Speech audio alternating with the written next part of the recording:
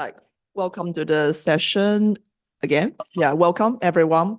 So in this session, with the theme of navigating vulnerability markets and bug bounty problems, a public policy perspective, I would like to welcome our speaker from the Department of Public Policy, Tel Aviv University. Welcome. Thank you. Good afternoon, everyone. Thanks to those joining in person, and thank you to you guys at home. My name is Aviram Zrachia, and I'd like to talk to you about public policy perspectives of software vulnerability markets. And just before I start, I want to mention that the paper which this presentation is based on has been accepted for publication in the Internet Policy Review Journal, and it will be available there soon. So whatever I failed to explain in this presentation is going to be written there. Let me kick it off by going over my research motivations and providing some background to the problem domain.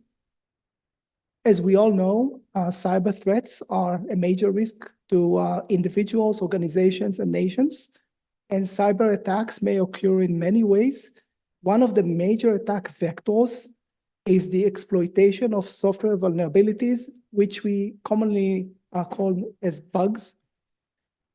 Therefore, the bug discovery and patching strategies are a common risk management practice in many organizations.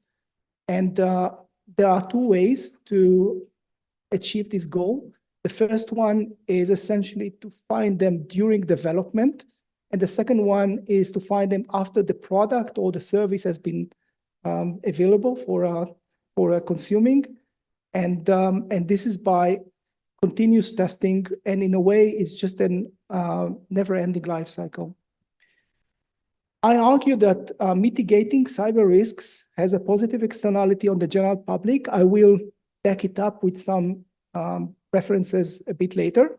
And therefore, a governmental policy for navigating those vulnerability markets should be evaluated. And that is the goal of my paper here. Moving on, just to mention that there are three possible markets for trading or sharing those data objects.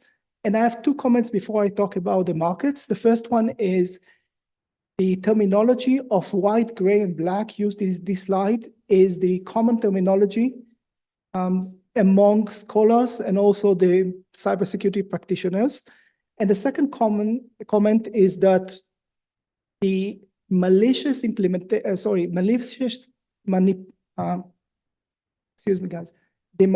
manifestation of a vulnerability is called an exploit. And when I talk about those data objects, I actually talk about both vulnerabilities and exploits. So the white market is the identified regulated market where sellers and buyers can trade legally. The black market is what we sometimes call the dark web. It's an anonymized, uncensored, unregulated, and mostly illegal market where buyers and sellers could be criminals. And the gray market is a market which is legal. However, it is anonymized. So governments may trade in this market without identifying themselves as governments. And also, the sellers in this market are sometimes criminal, and obviously they are also anonymized. The interesting thing about vulnerabilities as products in those markets is that they behave differently depending on the life cycle stage and also the traded market. And what you can see in this quadrant diagram, the upper two quadrants belong to the black market, the lower two belong to the white market. And the difference is that in the white market, before a vulnerability is known to the vendor, to the provider of the software, it has a value. However, after it is becoming known to the vendor and then to the public, so once it is disclosed, this value drops to zero. And this is in the white market. The difference is that in the black market, an exploit, the malicious manifestation of a vulnerability, has a value even after n days. So even after a while, it is it could be still sold for money. And the reason is that in the white market, those vulnerabilities are becoming public goods and are shared for free. In the black market, they are exclusive products. There's one thing just to mention, that even in the black market, the value of those exploits drops over time because the likelihood of finding an unpatched system which can be compromised is degrading over time. So moving on to explain a bit about my policy design, the problem definition, and also the alternatives for governments to interfere in this domain. We'll start with the question, how should governments get involved in vulnerability sharing markets? And to answer this question, we need to understand the life cycle of a vulnerability. At some point in time, whether it was accidental or in purpose, the bug was created in the code. And the first thing that happens is a discovery of this bug. So once it is discovered by someone, it may be shared with the provider of the software service, with the vendor, and this is called the disclosure stage. And after that, it may be further shared with the public. So manufacturers of product services often publish the fact that they had a bug, a vulnerability, and they offer the public ways to mitigate it. So what they actually do is offer them either workarounds or patches, the fixes for the bug. A preliminary question to be asked is, should governments get involved at all in this market? And my argument is based on the notion that market failures are the traditional economic rationale for any public participation in private affairs. And this is actually a coin with two sides. On the one hand, insecurity creates negative externalities. It's all based on the market failure of externality, of course. So insecurity creates negative externalities. This is a quote from Tyler Moore from the University of Tulsa. And we also see in practice that in recent years, there have been attacks that we call supply chain attacks.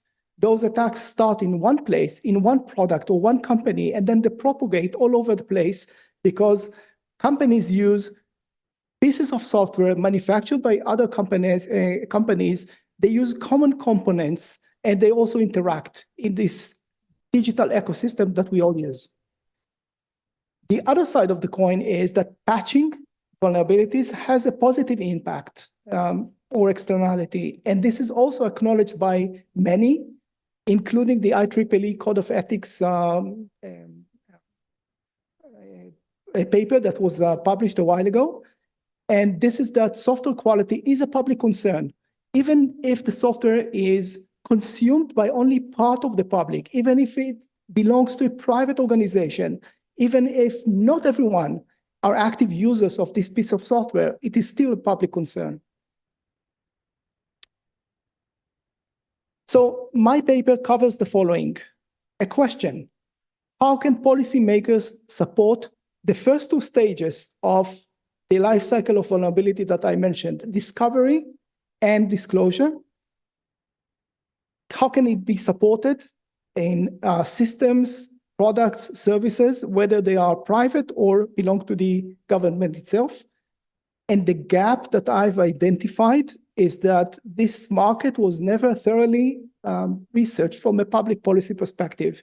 So there's a lot of technical, scientific research around vulnerabilities, but in my humble opinion, not enough referring to public policy perspectives.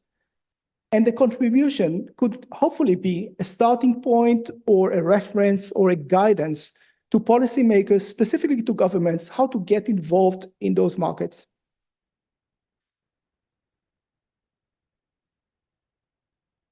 Let's move on to the 3 evaluated policy alternatives, basically answering the question, how could governments, or what could the governments do? So the first one I mentioned here is the secure development and penetration tests. This is a task done by the organization, and governments can encourage it. The second one is a direct activity from the government side to acquire zero-day vulnerabilities, and I will explain what it means. And the third one is utilizing the crowd wisdom with a structure called bug bounty programs and platforms. And I'll dive into each and every one of those options in the next slides. So I'll start with encouraging software development and penetration tests. The outcome or the expected outcome of this policy should be the preventing software vulnerabilities during development. So this is a task that an organization or a product or service developer should do. And it has two parts. One is to embed best practices of security into the software development lifecycle, and this is called Secure SDLC. And the second part is to perform periodic penetration tests and code audits. And in many cases, in many frameworks of SDLC, those two tasks are combined. So together they are called the Secure SDLC framework. And governments may influence this task with some regulation. I'll give an example about this a bit later. The second policy is to acquire zero-day vulnerabilities. And what zero-day means, vulnerabilities that are highly critical and unknown to the vendors. And the expected outcome, if governments indeed buy them and then reveal them to the public, the expected outcome would be to reduce the number of high-impact exploits, the evil manifestation, available to threat actors. And some scholars, like Dan Geer, believe that governments should pay six-figure numbers, prices, or hundreds of thousands of dollars for those vulnerabilities and reveal them to the public. And by that, governments would actually compete directly with the black market and potentially disclose those to the public to improve the overall security posture of everyone for the greater good. So I have one small comment here, which I will discuss later. And the comment is that sometimes this is not the preferred option of governments. Sometimes they would like to buy those vulnerabilities and use them for offensive purposes. And this is, of course, kind of a misalignment that I will discuss later. The third policy option is to involve the community. When I say community, I refer to the professional community of ethical researchers or ethical hackers. And the expected outcome of running bug bounty programs and platforms is to increase the number and the quality of software vulnerabilities disclosed by the community. And let me try to explain briefly what is a bug bounty program. It is an implementation of the gig economy in our problem domain, in our setting, a crowdsourced effort that includes a structured deal between buyers and sellers, which means that those individual hackers could be the buyers and the organizations that want the product tested are the security researchers are the sellers, the organizations with the product or service are the buyers. And the way those bug bounty programs are actually executed or delivered in reality is most likely over a bug bounty platform as a technological basis, a two-sided market that facilitates this trade between buyers and sellers. I added a simple representation of such a platform. So you can see the researchers, sellers on one side, the organizations, buyers on the other one. You see this concept of bug bounty program. So this is one of many that the platform will host. And this structure includes the rules of engagement between those two parties. And then the researchers might look into the software or test it or do whatever they need to do in order to find a meaningful vulnerability and then submit it. They submit a report and they will, or they could potentially win a monetary reward or just be acknowledged for finding the vulnerability. It really depends on the structure of the program. And I'd like to go back to the vulnerability as a product diagram that I presented earlier, and to mention that in the white market, and we are talking about the white market here, the value of the vulnerability to the vendor is only if they don't know it already. Because if they do, submitting the same vulnerability again has no value to them. Therefore, in many cases, this is a tournament-based platform. Only the first researcher to submit a novel or a unique vulnerability will win the prize, which could be, again, recognition or monetary reward. So these were the three policy options. Let me go over the policy goals and the associated impacts and also the alternatives comparison. So this is the essence of the analysis, really. We'll start with the policy goals. I defined two policy goals. One refers to the discovery stage, the other one to the disclosure stage. And the first one is to build an effective and efficient discovery of vulnerability. Discovery of vulnerabilities. And there are three impact categories associated with this goal: the number of vulnerabilities, the quality, how important are they, how critical are they to the organization, and the economic efficiency in production. And the second goal has to do with the disclosure process. So the first impact category is the ease of reporting, how easy it is for an individual that finds something to actually submit it as a report to the organization, to the government, to the entity. The second point is about the legality of this process. So it's called safe harbor disclosure, and it refers to the process that will allow researchers acting in good faith, not malicious attackers, okay?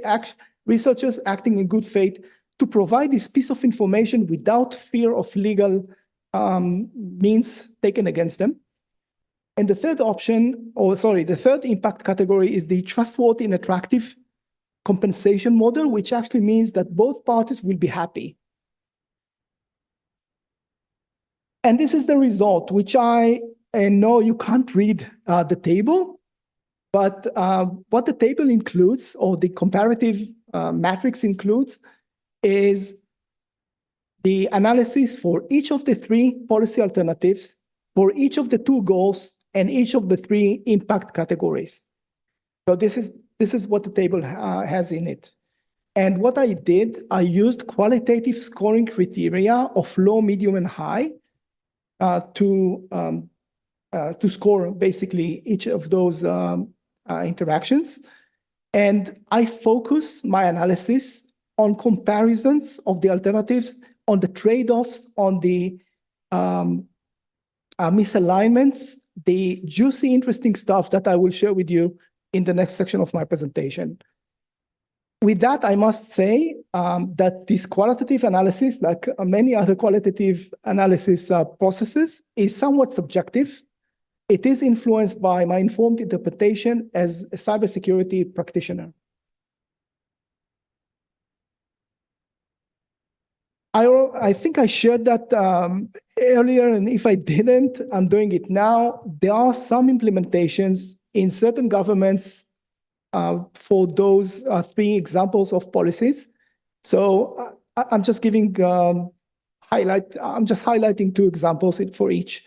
So the PCI DSS standards for credit card, as well as the Cyber Resilience Act of the EU, they both recommend the use of secure SDLC practices within organizations. The UK organization through the GCHQ, the US organization, the UK government through the GCHQ organization, the US government, they both have what is called the vulnerability equities process, which is kind of their policy published to the public on how they should or could or will behave if they become aware of a zero-day vulnerability, which could be critical to the safe of their citizens. The third example, and again, there's the US government with the agency called CISA, and also many EU governments, and I listed here ENISA as the consolidating body for this policy. They recommend the use of bug bounty platforms in the governmental sector. So CISA, for example, they enforce on all federal agencies in the US the use of those platforms.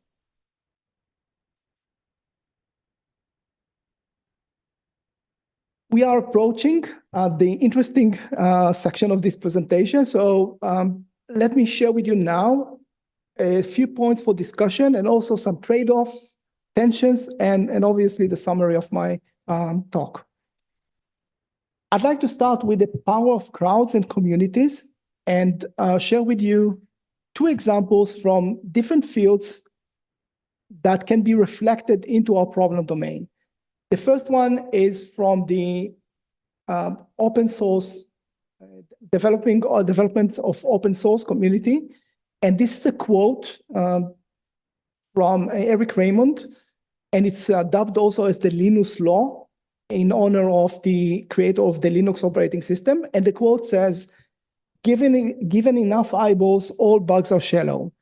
And the idea behind it is that if there are enough professional researchers or developers or people looking and examining and working on the code, it will limit the number of bugs. Obviously, they will become shallow. The second example is on how the world can leverage the capabilities, knowledge, and expertise of the of the ethical hacker community. And this is an example from the ransomware called WannaCry that hit in 2017 more than 150 countries. The impact in the UK, for the UK audience here, is that as far as I know, the national healthcare system was heavily influenced. So the example is that there was an individual hacker here in the UK who found what we call a kill switch, a way to stop the propagation of this ransomware once it hit an organization. So using this kill switch, he kind of stopped the lateral movement of this attack within organizations. And by that, he actually contributed a lot to the containment of this incident worldwide.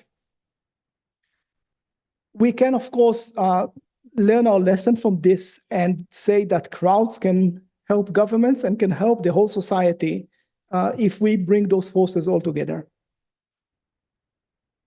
The second area of discussion is the organizational perspective. So I'd like to share the following trade-offs and misalignments. And this is an intuitive view, although I have many references and empirical data to support it. This is really what I'm researching right now.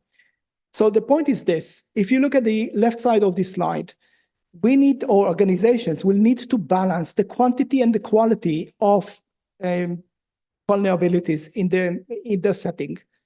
If the number of researchers that look at the code or researching for vulnerabilities will increase, there will be more vulnerabilities revealed. This is the Linus Law we discussed earlier.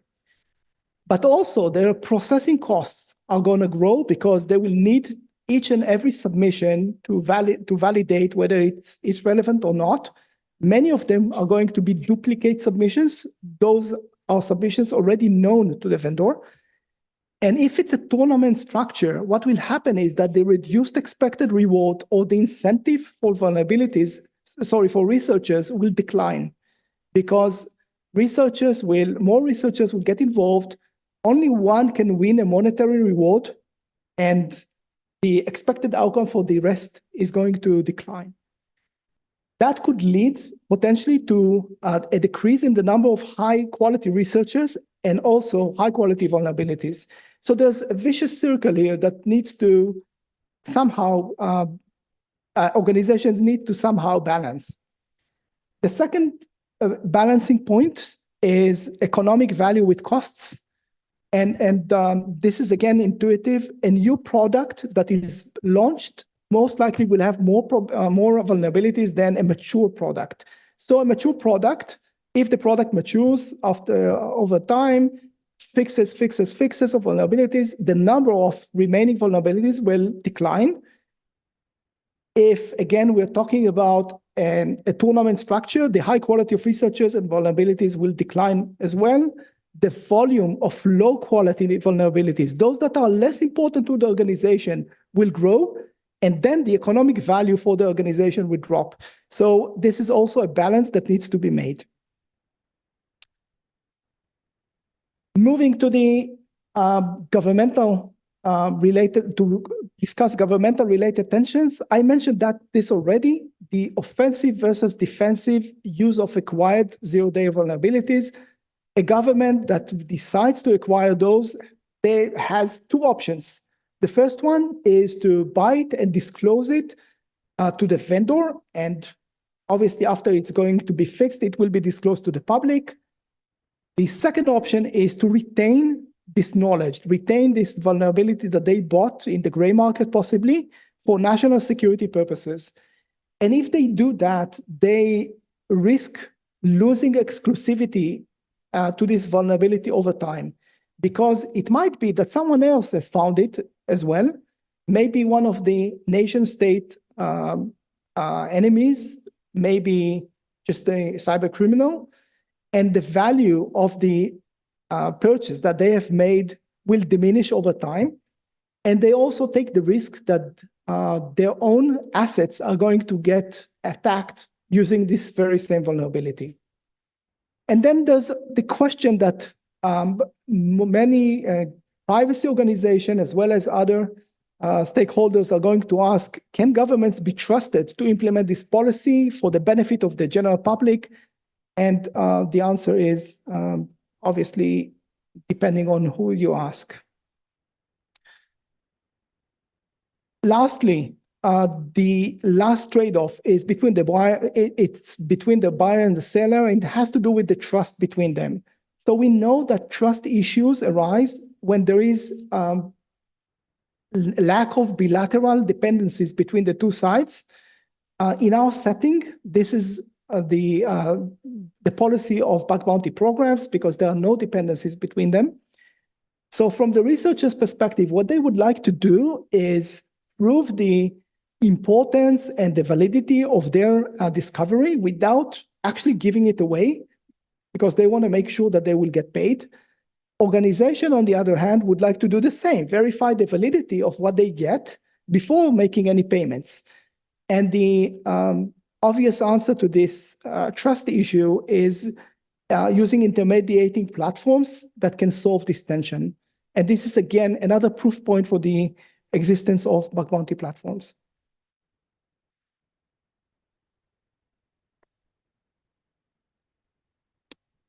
I will be finishing up shortly, just to share with you the conclusion of the comparative matrix, that is this table that I showed you. Eventually, it shows that bug bounty programs and platforms produce the highest impact among the alternatives that are discussed. They have relatively low barrier to entry for both sides of the market, for both researchers and organizations. Therefore, I believe that policy decision makers should consider getting involved with this type of structures, bug bounty programs and platforms. Either they could be commercial products, they could be community-driven initiatives, they could be any other structure, but this is the outcome of the comparative matrix. And of course, this is an under-researched area, in my view, and a follow-up examination of those platforms, in specifically the market dynamics, the researcher incentives, the firm motivations, the trade-offs that I showed earlier is required, and I find this as my interesting area of research. To summarize, governmental involvement in this market could yield or shift transactions from the black market into the white market, and by that affect the total social welfare. So we talked about the positive externalities of this. And one point to mention, which is really important, the examined alternatives, the ones that I showed, are not mutually exclusive, and they can be promoted in parallel, and they could also be promoted in incremental steps. So that gives a lot of room to governments to start and explore the involvement in this market. And by that, I can only thank you for listening here, and I'll open it up for questions if there are any. What are you curious to research more on this topic? Is there something left, or Yeah. what's your future research on this topic? I can speak for myself, of course. I think that the understanding of the trade-offs and motivations and incentives and misalignments in those bug bounty platforms, this research really interests me. And I am actually conducting an empirical research on those topics. And there are some specific questions that can be asked around it. Again, they refer to the intuitive views that I shared in one of the slides here. The balance between quality and quantity, the balance between number of researchers and the maturity of the programs. So there are so many points here, so many moving parts to research. And I find it obviously interesting from economical point of view and also public policy perspective. Thank you. Thanks for asking.